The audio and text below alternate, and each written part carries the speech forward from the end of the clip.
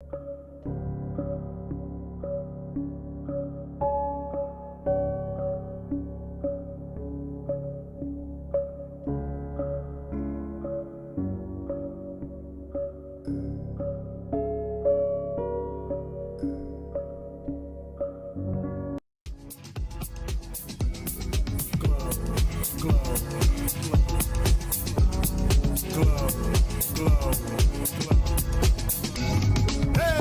I'm so extra. Express myself, I'm next up. Yeah, what more do you say? Coming up. Yeah. Come on, come up now. Come on, stop me. Come on, you coming up. Wait a minute. Wait a minute. We need to play that intro again because all I know is I looked up and saw my picture and then your picture. I'm like, wait a minute. That's new. That's different. Oh, that's really funny. I'm over here like trying to make sure that everybody is tagged in, all of our stuff is good. And of course, I'm in my head just singing our normal song. I'm gonna have to run it back. Yeah, you missed it. We're gonna have to watch that again. Like, wait a minute. But I love it. I love it. Hey, everybody. Oh my goodness, we're back. It is another Tuesday. Welcome to the House of Peach. You have me, April, and my beautiful host, Morgan. We are here again to have another amazing guest and have a great show and empower you, inspire you, and motivate you, do some collab, have some fun, have some laughs, talk about some serious issues, everything included and in between. So we hope that you've had a great day. It has been a day. It's been a day. How's the day been for you?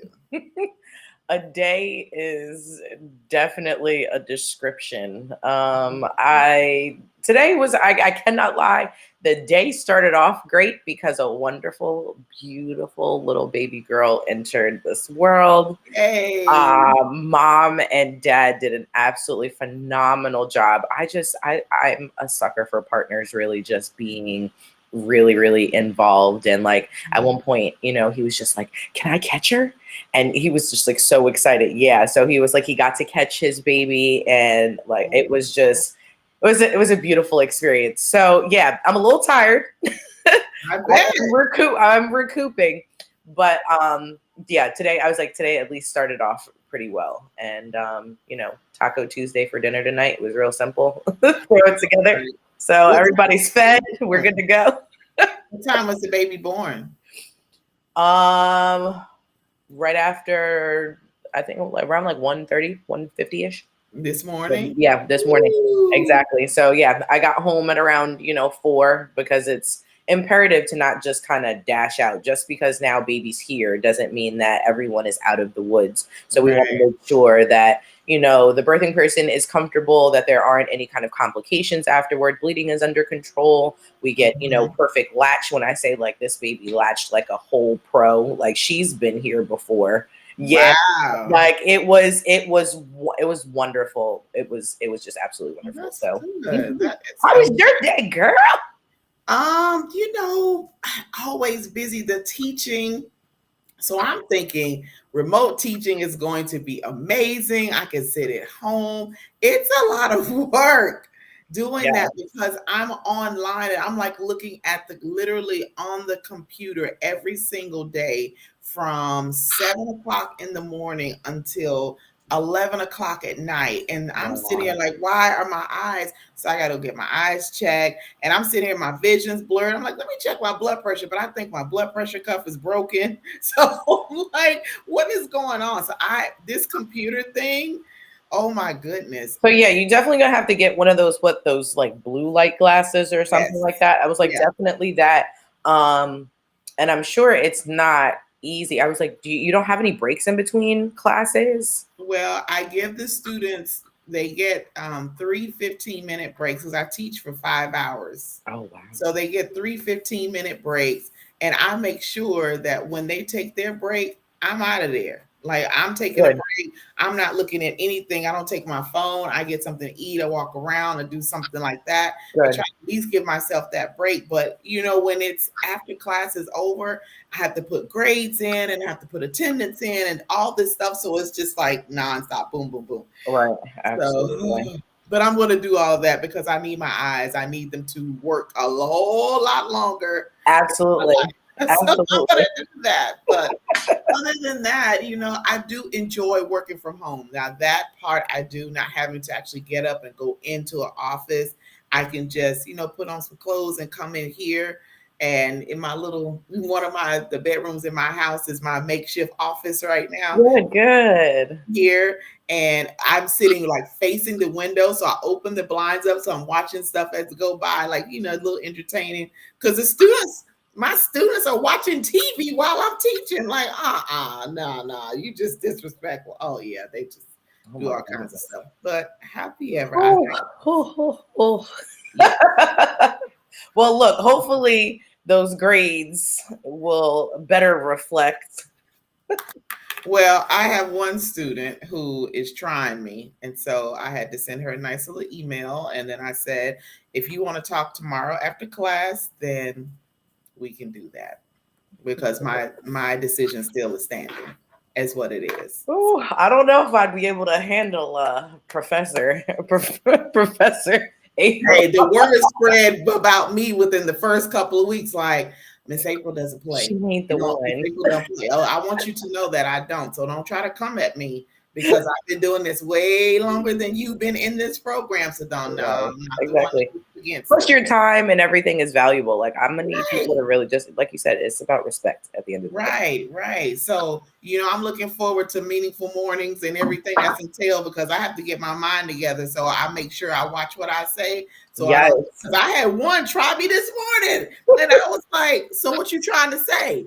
She was like, what does that mean? All in the camera. I'm like, see, this is being recorded. Let me just sit back here and be quiet because I'm trying to keep my little job. Okay, let me just leave it alone. But don't try me, chick. Don't try. So yeah. I feel you. Right. Well, new moon, new month. Yes. All that kind of good stuff. Yeah. I had said that I was excited, especially this month. It's Black History Month every single month. Like, I really don't feel like we should have to categorize because at the end of the day, Black history is the epitome of American history. Like, you cannot have American history without really talking about African Americans and the contributions that we have made to really make America what it is and continue to do that. Yeah. How last week we were talking about, spending, like, the Black spending power is huge. Yeah. And, I think the more that we as a community are able to understand that, the better we are able to make some serious changes in some, in some serious areas. For me, I would love to see some changes in food happen. We are like the last of the last. We're at the end of the line when it comes to doing things that are specifically healthy, for us and that allow us to thrive. So today's Black History tidbit, did you know that 3D movies was actually invented by a Black woman? No. Yes.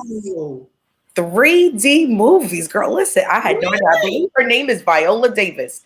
Yep. I was like, wait a minute. How did we? Yes. So 3D movies, we don't put that in there. We wouldn't have an AC if it wasn't for an inventor.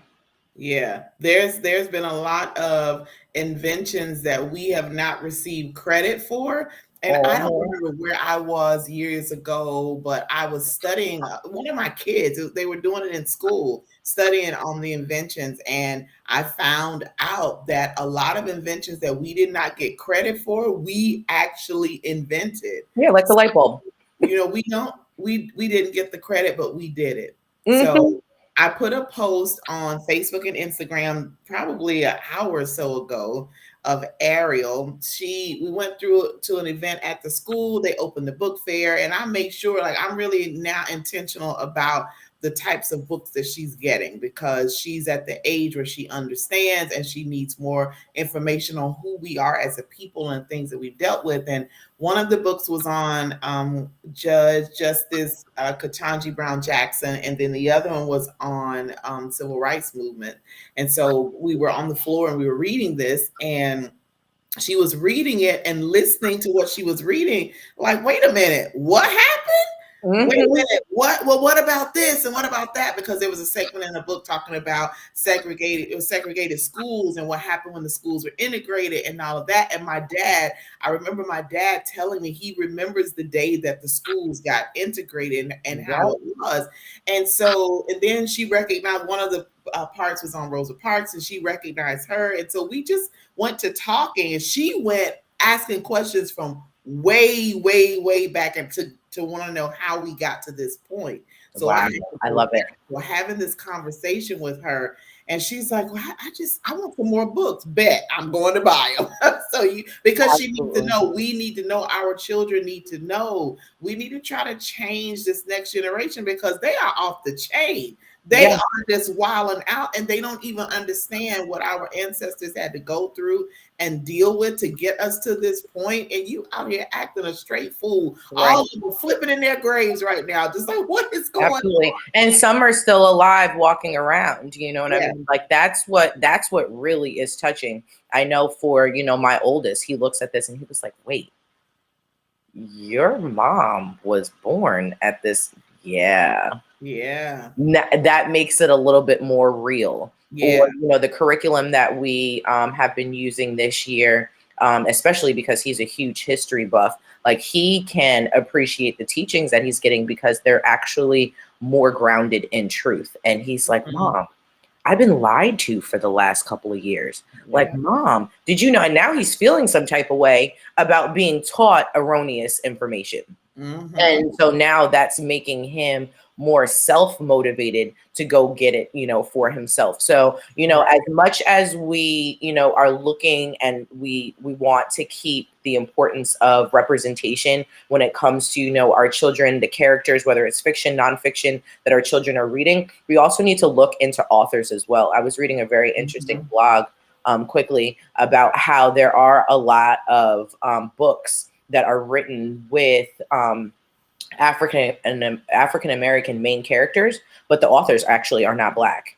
And so it's very interesting then to be able to understand. And why does that matter? Because sometimes contextually, you only have the point of view that you come from. So even though you mean well and you are attempting to be inclusive in, in your works, that is something that, as people, we are also looking for to make sure that, it is 100% culturally appropriate. So, kudos to that is one of the reasons why I did not want to move to Florida. Is because of what the governor had done with the education here. So now it's going to require me to do more to make sure that Ariel gets the proper information. Absolutely. Well, education starts at home anyway. So you're doing what you're supposed to do. Hey, everybody. Let's see. We got Mike on here. Mike says, congrats, Morgan, on the baby. Thank you. Kareen says, hello. Hey, April and Morgan. Hey, Kareen. Listen, if you are on here and you've been listening to us for the past few minutes and you have not shared this broadcast out, how dare you be selfish? Share this broadcast out. And if you have not subscribed to House of Peach, there's a QR code on the screen. We need you to subscribe. We're trying to do some more things. We're trying to get out there more so people can be a part of what we're doing. We do some amazing stuff on this show. We are year in and going strong. The year in and going strong. Hey, LaKendra. Hey, G. How are you? I sent you your book. Did you get your book? Let me know if you got your book. If not, it is definitely on the way. I already took it this past weekend. All right. Yes. Hey, Jeff, how are you? So happy to have you. So listen, are you excited for where we're putting our next pin? Like I said, I'm about to get our map for this. Oh, so yeah, we are. Location. We have to. Are you ready? So today, I am like super excited for our guest because I personally feel like this is something that I could be able to use. I am a routine person. I feel like routine allows me to stay grounded, as spontaneous as I am. And so our guest for today is going to be talking specifically about meaningful mornings and routines. We're going to be talking about, anxiety and some things that tend to, cause us to be stagnant or stuck and, not be able to thrive. So I'm like super, on point. super excited. Yes, yes, yes. So hailing all the way from Hawaii, y'all. we have Megan Mullen. I'm so Hello. Great to be we know here with whose you house all. we're partying at this summer. Absolutely. Get together. How are we today? What's the weather like? Listen, like I said, sweatshirt over here. Share some warmth with us. Here you go. Whoosh. Well, it's a lovely day today. It's probably about 85. Sorry. I know. I'm sorry. I'm sorry. Florida, so it's not that bad. I'm in Delaware, so yeah, that's a sorry for me. It has been really rainy and windy and cold. I think I'll take that still at 80 degrees, okay? Okay. I know. All relative. Absolutely. Well, listen, Megan, tell us a little bit about yourself. We're going to obviously put your website up as well so that people can be able to check you out. But yeah, tell us a little bit about yourself. Who exactly is Megan? And, give us some background before we get into the meat of, what we're going to talk about. Okay, well, thank you so much for having me, and hello, everybody. So I am leading a movement of people who care so much about how they feel that they make time for themselves every day, because I believe that in order to be truly successful, you do actually get to be healthy and happy as well. But sometimes when we are in our flow and we're, on the go, the first thing to get tossed off the to-do list is self-care and making time for ourselves. And so I know that because I've been there, and I know that because I serve a lot of other entrepreneurs who are very much on a mission and are driven and focused, and as many people are, even if you're not an entrepreneur. But it can be really easy for us to get so focused on giving and serving and sharing and, doing your shows and all the things that we forget that your energy is your most important asset, and your health is really the most important thing that we have, right? And so I really am passionate about sharing the tools of yoga as well as exercise and mental fitness. So mental fitness is something maybe not everyone's heard of, but it is like it sounds. It's strengthening the muscles of your mind to be able to learn how to make your mind a powerful tool, because otherwise it can, kind of run us in circles and be sort of, talking all sorts of nonsense in there, causing a lot of anxiety and stress, and causing us to do things like not do our morning routines or, drink way too much coffee or whatever it is. And so that's the work that I'm really honored to do. And I'm excited to share some of those tools with you. Awesome. Well, I surely need to hear this, because I always put myself on the back burner, and I tried not to do that. And I had a moment where I was good with making sure I did my self-care, and then it's like, oh, but I need to do this now. So now that's gone out the window. So I need to get back. But you said something about being truly successful. You have to do that, have to take that self-care, because your energy is what you have. So I'm excited. I'm so happy you're here. So y'all share this out, because you are not the only ones that need this information. There's other people that are stressed out and they're stretched to the limit, and they need to know how to get back to themselves so they can completely do the stuff that they need to. Absolutely. So look, when I say that there are so many things in the chat before Megan and I really connected with, scheduling some time, she was just like, well, give me a rundown of your show, your audience, and this, that, and the third. And then she gave me like all of these like talking points that she could really bring to the table. And I was just like, we don't have enough time to just pick one, because all of these things are things that like we really need to talk about, especially from an entrepreneurial perspective. But then, just as we already know, like when it comes to our businesses, it always pours into our personal. And there's a lot of time where, like you were saying, with this mental fitness, making sure that that personal doesn't then in turn pour into our business. We don't want our mess over here to then translate to our business and then that ends up being a little bit more irrevocable than than a, you know, a little honest mistake. So let's talk first about like taking control of, you know, mind, like this actual mind fitness thing. Because I feel like it's necessary to get there before we can really even talk about, you know, self. Sure. So a little bit of just a small little lesson on this, and maybe people will already know, and it'll be something that's just a good refresher because it's always good to have that repetition, is that when we are stressed out, our brain is in survival mode. And this has been hardwired for thousands and thousands of years. So when we're under stress, whether that's, you know, because of the algorithm and our email deliverability, or it's because of how it was wired originally, which was, you know, saber-toothed tigers and dinosaurs, our brain responds the same way. And it responds in the effort of keeping us alive. And so it goes into survival mode.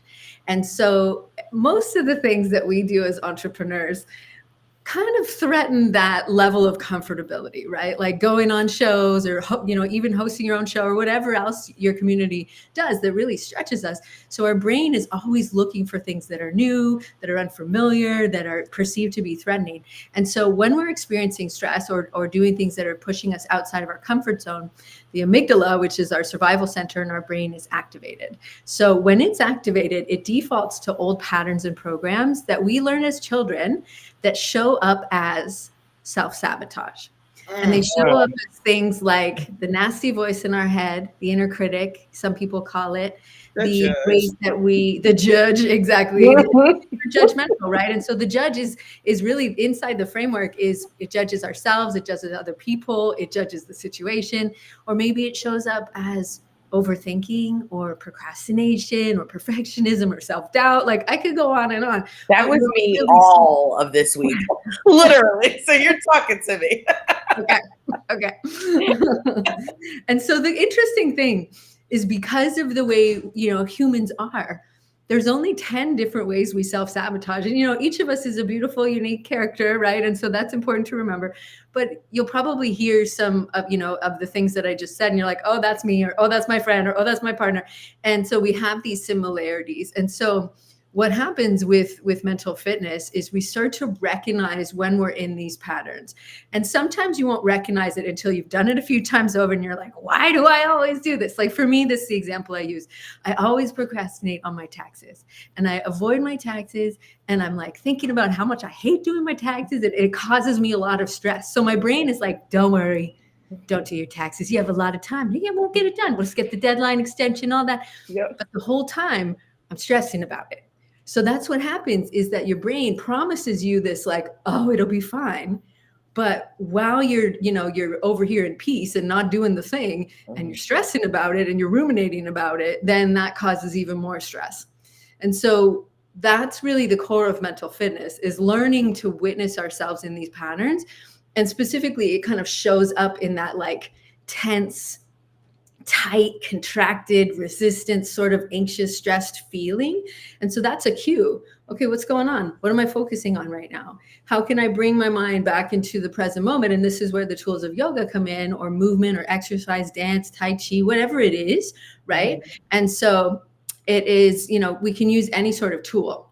And so when we recognize that we're in this frustrating pattern, and we just pause, right? We want to be gentle with ourselves, because if we go right into critiquing it, then that defeats the purpose, and that's okay, but we try again. And so then we pause, you know, we do something really simple, like breathing deeply, or just rubbing your fingertips together and focusing on the feeling of your fingertips, so that you can take your mind away from it and come to your senses. And then from there, you're able to decide, right? So you come out of your head and into your heart, and you decide, okay, well, what's the next best step? Well, maybe I could do a couple months of the taxes. I could start to make some progress, you know, that sort of thing. So that is the essence of learning how to make our mind a powerful tool rather than having it run the show. Absolutely. I love that. I actually just ran into, I don't know if I was on Instagram, I might've been reading an article, but it was talking about how we, as people, once we start using our hands and doing certain things, there's like a reward system that comes with it. So I like really connected with that where it's like, yeah, okay, fine, just do like a start off with a couple of months. Like sometimes with that just a couple of months will get you out of that procrastination but and it's like, okay, well I did this, so and it only took me that amount of time, so maybe I could just give myself another hour or so and I can get like another 6 months done. You know what I mean? So I really like that idea of one, self-compassion.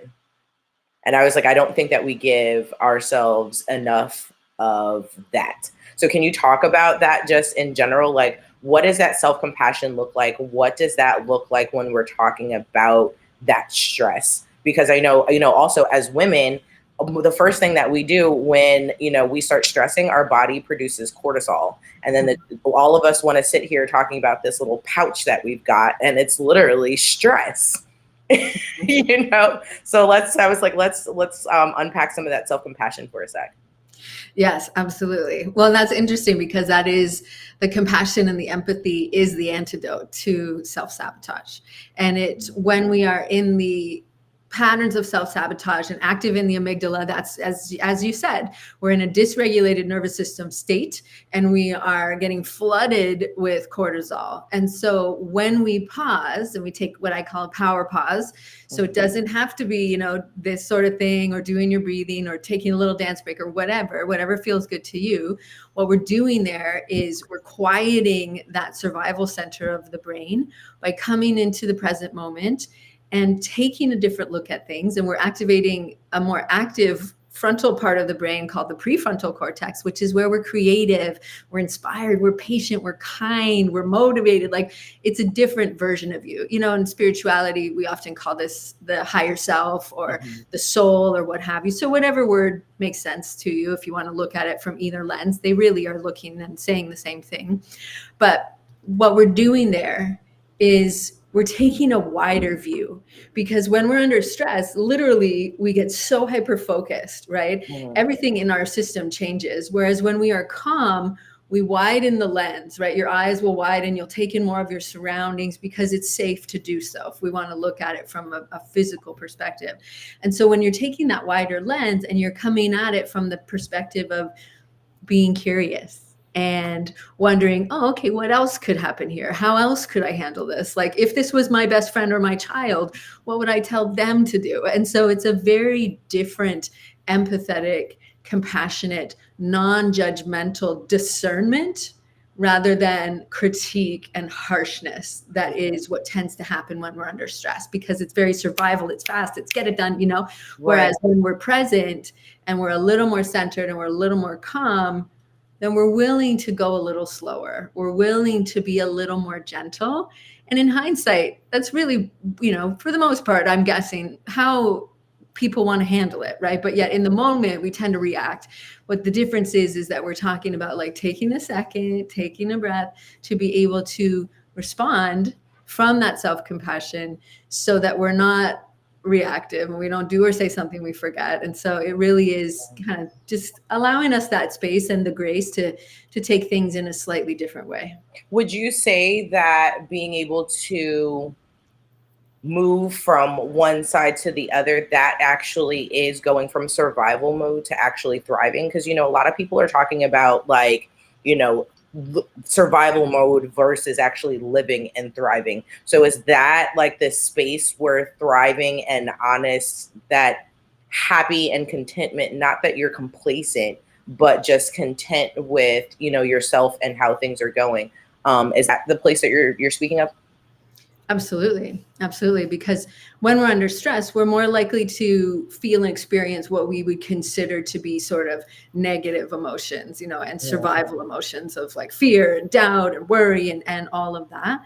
Whereas when we shift and you go from the place of self-sabotage or self-critique to a place of inner wisdom or guidance, or to a more sage, wise guide, higher self, that allows us to access what some people would call the natural qualities of the heart and those higher frequency or quote unquote positive emotions. And so it really just does, and it sounds simple when we talk about it, and it really is. It's just a matter of doing it, right? But we're Right. so accustomed to the patterns of like, oh, this is what I do and this is how I handle it, that's where we get to do the pattern interrupt. And so another analogy I like to use is that we get to, now that we are more conscious adults and we're learning and we're growing and we're seeing new things about ourselves, we get to update the operating system, because, you know, when you got your phone, it had an original operating system on it. But after a while, it gets a bit glitchy and problematic and, you know, all those things.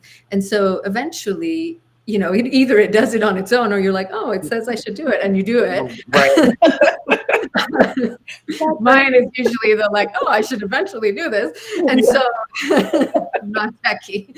And so that's what this is taking a new lens, right? It's learning something new that's allowing you to make these choices a little more intentionally, and you're beginning to update the operating system. And truly, you are changing the wiring inside your brain when you do that, because you're choosing a new path for yourself rather than the old worn pattern.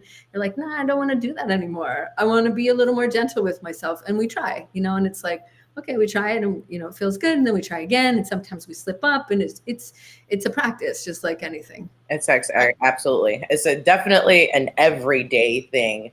I know it's, for me, intentionally, especially getting in those spots to be able to say, okay, my therapist likes to say, I'm giving child Morgan some play. Or, you know, the child Morgan is, you know, coming out. So he's like, so what would adult Morgan say in this kind of situation? And it's so funny how, like, you're right. It's not hard, but it is a matter of training yourself to be more self-aware in order to be able to regulate yourself the way it's necessary. So why are we talking like mornings? Like, why are we not talking about a night routine or, you know, a mid-course day correction? Like, what is so, what's so important about mornings, and why is a morning routine something that I guess can bring some change to what we're trying to do, as, you know, in life? For sure. Well, to your point, I do have midday and evening ones as well. But since we're talking about morning, because so we'll be back for part 2 and 3. Sounds good. Okay. Because, you know, there's so many cliches. I'm like, pick one. That every day is a gift, and each time we start a new day, we have a fresh opportunity. And so I like mornings for that reason, because you've slept, you wake up, and it's that same sort of clean slate, if you will, right? And so it's a new day, it's a new opportunity, and it's a decision of how are you going to show up today? And that's where we want to make things more meaningful, because otherwise, like we've been talking about, we tend to just run on our default patterns. And this is who I am, and this is how I do things. And this is adult version of me, but child version of me likes to play a little bit more and be a little more lighthearted, but I'm serious because I'm an adult and I'm an entrepreneur. And so it's like, we get to, when we have a meaningful morning routine, and that can be anything. And before we get into this, I will just take some load off the people that are like, please don't tell me I have to do it at 5 a.m. You do not have to do it at 5 a.m. for it to be effective. Okay. I'm just going to take that right off the table, because you can do it at any time that it works for you, because ultimately that's the most effective routine, is the one you're actually going to do. And even better than that is the one that you enjoy. And so when you make it work for you and you stretch it out, it can be like a minute and a half while you're brushing your teeth, or 2 hours, I don't know, whatever you want to do, or somewhere in between. So I believe that when we start the day with a meaningful morning routine, then you're literally giving yourself some love and attention. You're filling up the cup, you're putting on the mask, like, you know, all the analogies, and you are deciding how you're going to show up that day. You're deciding to pour energy into yourself so that you have it to give, so that you have overflow, right? Because when we give, especially as women, as caregivers, we tend to get into that. We can get into that, like overgiving, overserving, overdoing, and it can take us to the point of getting burnt out and resentful. And I know that because I've been there. And so the morning routine is what I believe to be one of the most powerful tools to be able to truly get into and stay in that aligned energy of aligning with your vision, your goals, your mission, your purpose, whatever that is to you, so that you can show up with that in your heart and that at the forefront of your mind. I love that. Yeah, I should have had. Where's my notebook today? That right there was a whole.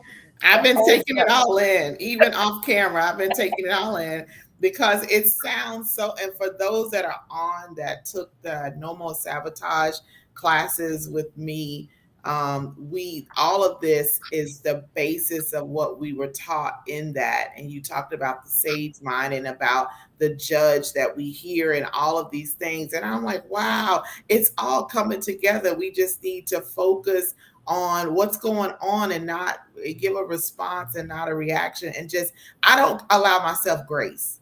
That's my thing. I don't allow myself grace. And it just keeps me in that mindset of, I haven't done this. I haven't done that. I need to do this. I need to do that. Instead of just like, whoa, calm down here. You have this. But I just started a new morning routine to really get my mind flowing and going. It's been good these past couple of days. So that's very key, because if I'm in the right mindset, then creativity for me flows a whole lot better. So then I'm able to think of new ways to do things, creative ideas, all of that. But if I'm constantly like, oh my God, I got to do this, I got to do that, and I need this, and I can only spend this much time, and I can only do that, then I will be all over the place. So well, a lot of us grew up not being able to make mistakes.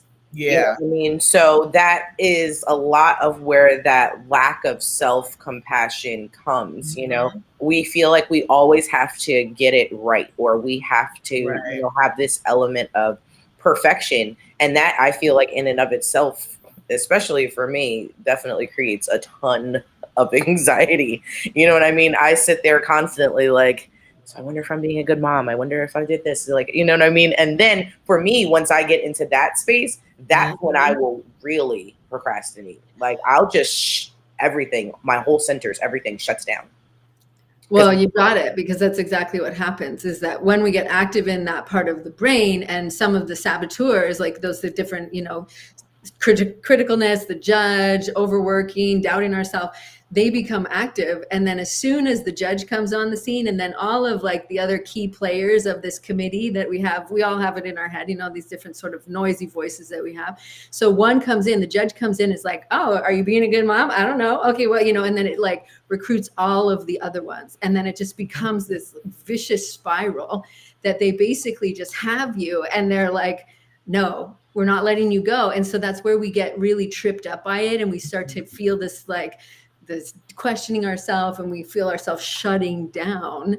And then that tends to just cause more and more and more of that. And that's when we've gotten triggered. Essentially, you could call it getting triggered. We get triggered, and then we go back into that old pattern. And then it's been 3 days and you're still in a funk or whatever, and it's just a recognition. And so really what it is, that you so beautifully said at the beginning, is that self-awareness and that loving compassion. And it's interesting that you brought up the inner child piece, because one of the tools is actually to find a picture of yourself as a child, and to have it somewhere, on your fridge or somewhere. And we want to find a picture that you really like, and that there's that like sweet little sparkle in your essence and in your energy. And you want to look at that version of you, because that version of you still exists inside of you.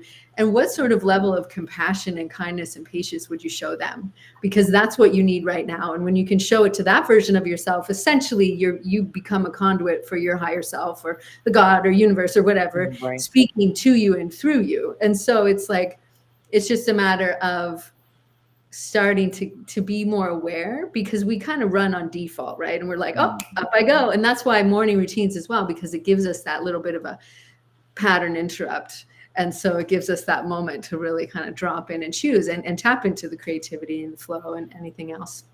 Lovely, lovely.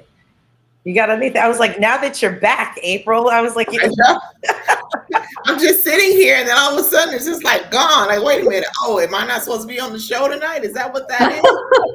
We're off and on. Like, you know what? I really was getting in my feelings. Like, oh, is this what's getting ready to happen tonight? Oh, okay. Had to just go out and come back in. Just calm your nerves. It's okay. And lo and behold, what it is I need a new laptop, and I'm just trying to hold on for dear life with that. That's my own little thing. I'm taking up a fund for a new laptop. If anybody wants to donate. There you go. There you go. Oh my goodness. Everything that you've been saying so far just really has been great for me to hear. And it's helping me to understand that it's okay to take care of me. It's okay. What I've done and been doing my entire life is from what I've seen. So watched my parents just work and work. My dad worked 2 jobs. My mom, she worked at the hospital at night. So it was just constant going.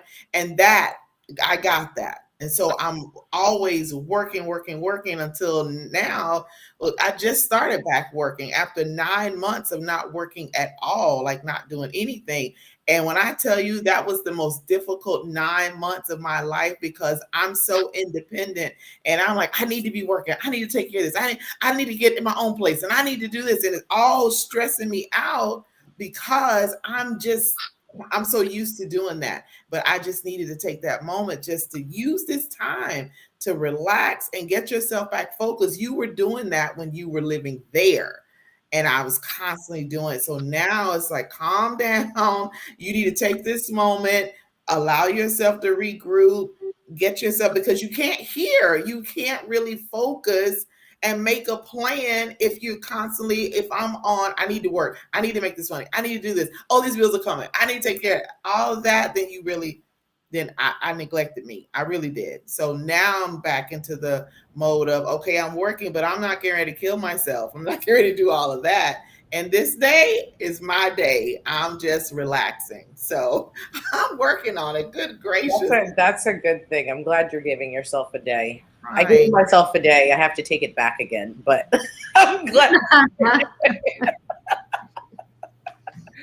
Like you said, it's a daily thing. Yeah. Oh yeah, no, it's like a minute to minute thing. But I will take that, because you're right. It is very much a minute to minute thing, because there are plenty of times where, as entrepreneurs, things don't go the way that we want to, and the first thing we're like, okay, fine, I'll just go back to this regular 9 to 5, or I'll just, oh my God, yes. ordinary, or you know what I mean? How many times have I said that? Like, you know what? This isn't working. Well, you've only been in it like a couple of months. Like, what's the problem? Yep. You just gotta give it time. We just want things so fast and want to see results so fast. You don't want to give the time for it. And then that puts you in a different place. And then you got this, the judge is like, see, I knew you should have gotten into that. You should have started this business. Look at it. It's been 2 months and you should be making this kind of money. And really, it's like, no, I really shouldn't. It's going to take me at least a year to build this. What are you talking about? So, right. Absolutely.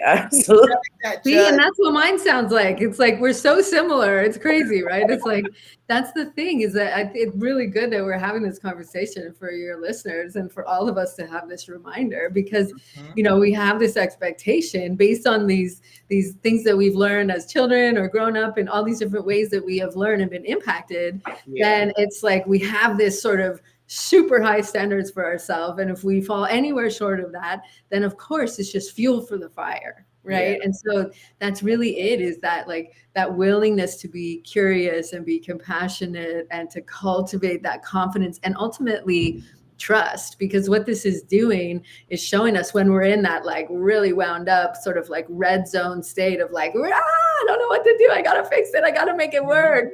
And that's not the vibe. It's certainly not the vibe, but yet we get into that vibe so quickly. And so what we want to do is where like the yoga or dance or whatever you like to do for your body helps us to come back to our center, come back home, come back to a more calm and grounded and regulated state in our nervous system. Because if we're just in that like state, then we're in that red zone. Whereas when we're a little more centered, we're a little more able to like see when we're getting wound up and then bring ourselves back down and just process the stress, get the survival stress out of our body. If we've had a minute where we lost it, we got upset or whatever, just using our body to clear that energy, clear the stress so that we can essentially just kind of recalibrate our nervous system and come back to that steady state, so that we're not way up here. And then if something happens, we're like, woof, through the roof. Or the opposite, right? Is if sometimes when people go, they handle things by shutting down, and that's procrastination or avoidance. And so that can cause feelings of sadness and self-doubt. And so like, you can see how it goes in other directions, opposite directions. But ultimately, it's having these tools, having these reminders, having these conversations that remind us of the importance of it, both from a happiness, a mental health, an opportunity, financial, like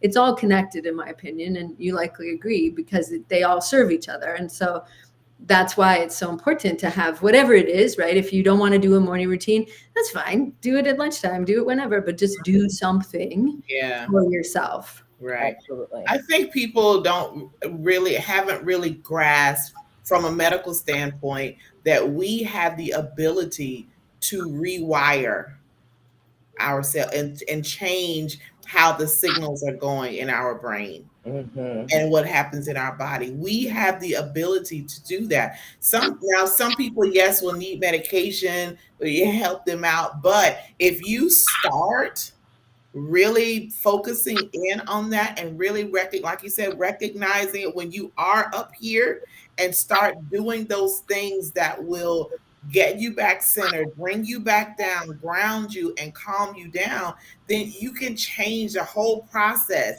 And then before you know it, when things come, you immediately, before it gets you here, you've already instituted and activated this calming action, whatever it is that you do for yourself. You've already you recognize it early before it gets you all out of whack, and just calm yourself. Y'all, we have that ability. I know this from being in the medical field. Our bodies were made to self-heal. We were made for that. We were made to do that. That's why, and I don't want to get too deep into medical stuff, but when their body needs time to heal, sometimes they put them in a coma.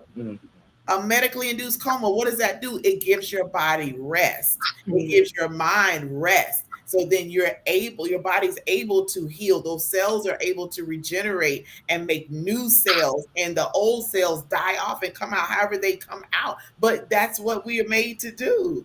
And Absolutely. if we keep ourselves in this state of just going, I could just see the poor little cells. It's like, help me. Well, that's exactly what it is. I was like, we are energy beings, you know what I mean? We literally respond to energy. Everyone wanted to, make light of Andre 3000's latest album, but in all actuality, the frequency in which that entire album is healing, it's calming, it is actually recentering. So those of us who are aware and can be able to take, it's like, oh wow, this is new Sunday morning cleaning music. Like, we thought it was the oldie but goodies, but now we're just taking it to a whole new level to kind of just, zen it all out. How do we teach this also to our children so that we're not having this conversation at 40? Because, I know as parents, we sit here and, kids, obviously the first ones to be unregulated, you know what I mean? Needing to know how to really self-soothe, even teaching, self-compassion, I know is a conversation that I'm constantly having with my 13-year-old, because I was the one who was constantly brought up, like, you got to do this, you got to do that, you got to do that. So that's all I knew. And that's how I raised him. So now at 13, I'm like, dude, if you don't just go take a chill pill somewhere, he's like, how? And, so how can we bring this also to a kid-friendly perspective? Well, we can look at them as almost characters in a play. When we have these different ways that we respond, the person that gets really uptight or that gets angry or that gets really emotional, you could almost label them or give them a name so that there's a bit, and this is, I use this with adults as well, so take this as it goes for you as well, but to be able to call it, just so that there's some separation, because what we're doing there is when we recognize the pattern, we're saying to ourselves, oh, there I go again, doing that thing of getting really upset or worrying about stuff. Okay, well, what could we call that when we feel like that? Oh, is that Wanda the worrier? And so when we notice that feeling, we can just kind of call it out and like, oh, that's happening again. How does she make you feel? Well, she makes me feel really upset and makes me feel angry. And so like having that conversation so that they can start to recognize.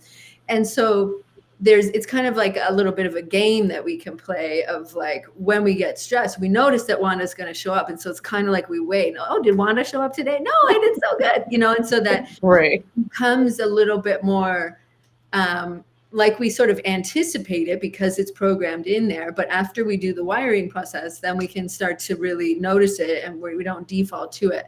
So when we notice that, for example, Wanda showed up and we're really worried or we're stressed out, that's when we do something that would take us into the body. So, whatever your child or whoever wants to do, we talked about, rubbing our fingertips together. We talked about putting our hands on our body and breathing deeply, or something we can do is like reach up, drop down, reach up, drop down. And so that there's something that basically just takes your mind into a different focus, and you're learning to take control of the mind in that moment. And then you could just ask them to say, or you say to them, okay, well, what would feel really good to you right now? What would make you feel really happy? How can we look at this a different way? And again, these are adult appropriate questions as well. Right. So that's the thing, is that the versatility of this tool set is really incredible. And so it's just helping them begin to recognize the feeling of it and honor that, and then just kind of play a little game with it, or call it a funny name, and just make it something that's a little more lighthearted. Because as soon as we make it wrong, of course there is a boundary on that if they are doing something wrong, but like as soon as we make something wrong and we're really critical with it, then that's just creating that cascade of stress even more. Does that make sense? Absolutely. So at least I feel like I am on the right path. If nothing else, I kind of start with myself, so there'll be times where I'm like really, really tired. And of course, when I'm tired, I get like extra cranky, or, I can be kind of short at times. And so I have said to my kids, like, listen, cranky pants right now. My bad. Like, it is what it is. So there will be times where I will just maybe answer shortly. And so then my 4-year-old will be like, hey, Mom, are you tired? And I'd be like, actually, yeah. And he's like, I think I could tell because you're a little cranky. And I was just like, you know what? Thanks. And then there's empathy in that. Like, there was zero judgment, but this was him recognizing what was going on, being in tune with what was going on with me. And so then he didn't take it personally. He wasn't over here like, oh, my mom doesn't love me. Oh, she's not really trying to talk to me right now. This and the 30s. So like, oh, Mom is just tired, and I can afford to give her 15 minutes without calling her name. And it was like, and that's what I end up getting in that. So I was like, that was sound advice. I'm definitely going to use that for Ariel, because she can go from 0 to 100 in a matter of seconds. She did that tonight, and I was just looking at her like, what is wrong with you? So I'm going to do that here. Let's put our hands up and down. Let's breathe. Come on, take a few deep breaths. I'm going to need to do that. Otherwise, it's going to set, what it does is it sets me off, because I'm like, why are you acting like this? What is wrong? And before you know it, the two women in the house are just, like cats on the ceiling, like, oh no, absolutely. That seeking to understand, I think, is necessary, in that, because sometimes as children, we have a developed prefrontal cortex, you know what I mean? Like, they don't have that. So sometimes us telling them like, go figure that out or go regulate that feeling, like that's something that they cannot do. And giving them the tools, because what happens through our different mirror neurons is, when she's getting upset and then you find yourself getting triggered, and then it's just like, And Yeah. so if you do it together, okay, we're going to do the thing now. We're going to do the thing and just like do the breathing and then drop into, into that energy and presence with each other. That's so important. And going back to your point, Morgan, is like you are doing such a great thing there because you're giving him that framework, because otherwise it's really easy for us to kind of, going back to our own childhood, we think about the moments that made a mark on us of like, my mom was so upset and she never talked to me, and all of that or whatever it was, that could potentially become a story for them. You're like, oh, my mom was just tired, and so so that's a really important distinction, is that when we have these different emotional experiences, we're giving them labels and we're giving them names or characteristics. And so that we're able to have that level of emotional intelligence. And that's really what this is teaching children, which is great for children because most adults don't have this level of understanding. So it's like, let's start as soon as we can. But I hope that was, some helpful tips to start with. Absolutely. So I was like, unfortunate. I was like, I hate the fact that like our time goes by so fast, especially when we're having like real good conversation. But if you could give our guests a takeaway and something that they could be able to use that may transform what they are already doing in the morning to maybe be more intentional to get the result that they're looking for? Great question. That was actually going to be my suggestion, is that Mm-hmm. when we set goals, a vision for our business, our life, or maybe New Year's intentions or quarterly, whatever's, we tend to, write them down and then forget them until the next year or till the next month or whatever. And so what we want to do is keep them top of mind and top of heart. And so when you think about your vision or your goals, really take a moment to get into the feeling of that. Like, what are those feelings that you feel when you're excited about stuff, or that you feel accomplished, or you feel successful or happy, grateful, whatever it is. So those are your North Star emotions. And so, as you so beautifully said, we are energetic beings. And so it's important for us to be intentional about where we're putting our focus and how we're feeling. And so think about your North Star emotions and what can you do in the morning to feel into that just a little bit. Because sometimes we wake up, we're tired, we didn't sleep well, we had a late birth, whatever it is, and we wake up and we're tired. And it's kind of hard to go from like feeling cranky pants to feeling like joyfully ecstatic and on top of the world. So Right. we just think about like, okay, well, what can I do to make myself feel a little bit happy this morning? Or what can I do that you're already doing? Like while you're brushing your teeth, if that's your morning routine, how can you just go back into your vision of like, why I want this? Because when I accomplish these goals and when I have a movement, whatever it is, just to bring it back into your mind, into the forefront of your mind, because that way you're showing up into the day with the vision as the driving force, right? And so you're moving into, and anything that you do in the morning and throughout your day will then hopefully be impacted by that intention that you've set in the morning. And so you can just layer it on something you're already doing. And if you don't have time in the morning and your morning routine is like to get up, get the kids and drive to school, well, just in that moment when you drop them off or whenever, before you go into something else, just have that moment for yourself and whatever that looks like for you, so you can layer it on.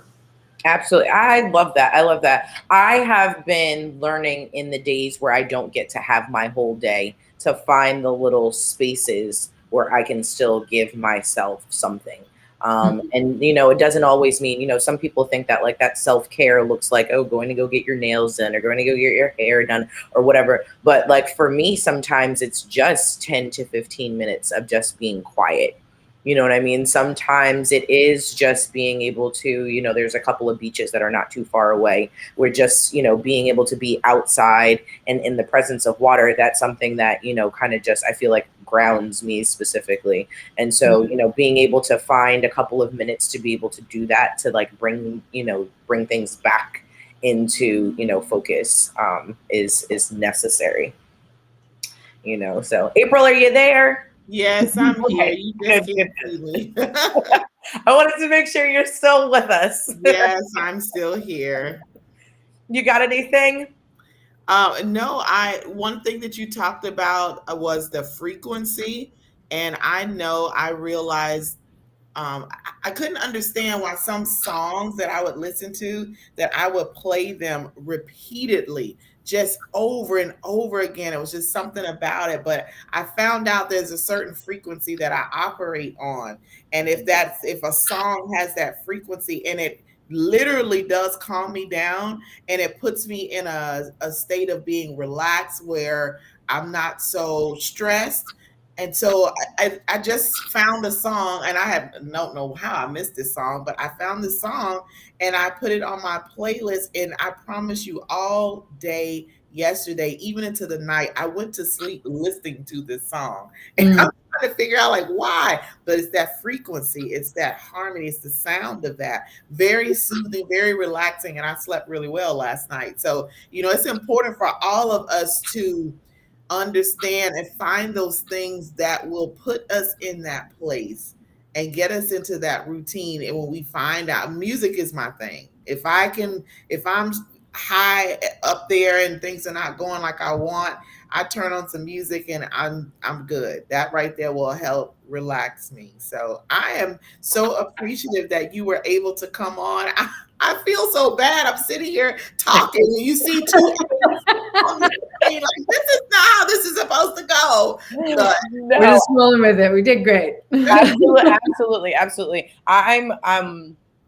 I'm just excited about, if nothing else for me tomorrow, being a bit more intentional about my routine. Because what I actually got from this was, if I take the time in the morning to really, like you said, keep those things that matter to me and my why at the top of my heart, that allows me to be able to then go through the day with an actual game plan. I think there are times where I just wake up and, like you said, we're on autopilot. We just just by default, we get up and we just start doing. And so that's why 2-3 o'clock in the afternoon, it's like, I feel like I have zero direction. What the heck am I doing? Like, I don't feel like I've accomplished anything today. But if I start the day with, the intention of, this is what, I'm trying to do. These are the things that, are going to bring me closer to what I am, what my goal is. I feel like I probably will have a better point of view, perspective, and just attitude in general about getting, some things done. So I really, really appreciate this. Guys, I was like, I think I put somewhere Megan's her website to be able to put up. What can we be able to find on the website? Is there information? Are there services? How do people contact you? All that good stuff. Yes, for sure. So yeah, my website, you can definitely go and learn more about what I have going on. But I can also share, if you go to giftfrommegan.com. So giftfrommegan.com. There's actually a 3-part mini audio training where we talk a lot more about what we've been talking about here today, how to go from anxious to amazing and learn how to harness the power of your mind. And so it's a free audio training going a lot deeper into this and how we get tripped up with self-sabotage and how you can start to use some of these tools, and or teach them to your little ones, which is awesome as well. So yes, that you can grab that from Gift from Megan. Awesome. Thank you so much, Megan, all the way from Hawaii. So great to have you on. Well, look, I was like, we're gonna have to come. I guess one of our House of Peach trips is gonna have to be to Hawaii. We're gonna have to just come and hang out. I'm ready. Let me start saving up my money. Absolutely, we're gonna do this. Well, guys, April, you want to take us out? Oh, okay. How about I talk and you just move your mouth like it's you? No, I'm just okay. Kidding. Great. I'll do the hand motions. I got you. Oh my gosh, we have come to the end of another phenomenal show. Megan, we are so happy that you were able to join us and give us all this great information that for me was confirmation on what I need to do and continue to do. Continue what the work was started a year and a half ago. But y'all, I want you to definitely reach out to Megan. She can help you in your life. Some of y'all are too stressed out and you need to calm down.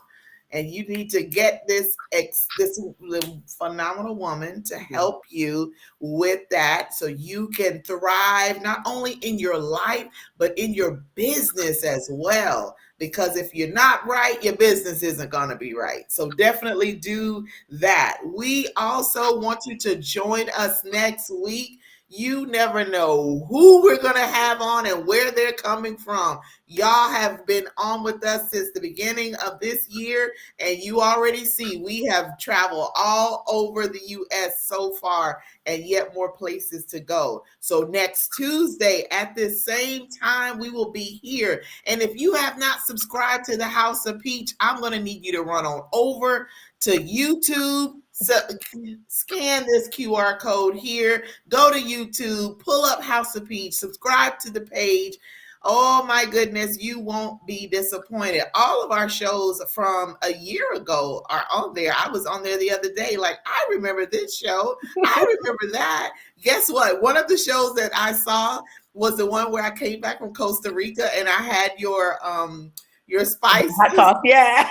I saw that. I'm like, oh my gosh.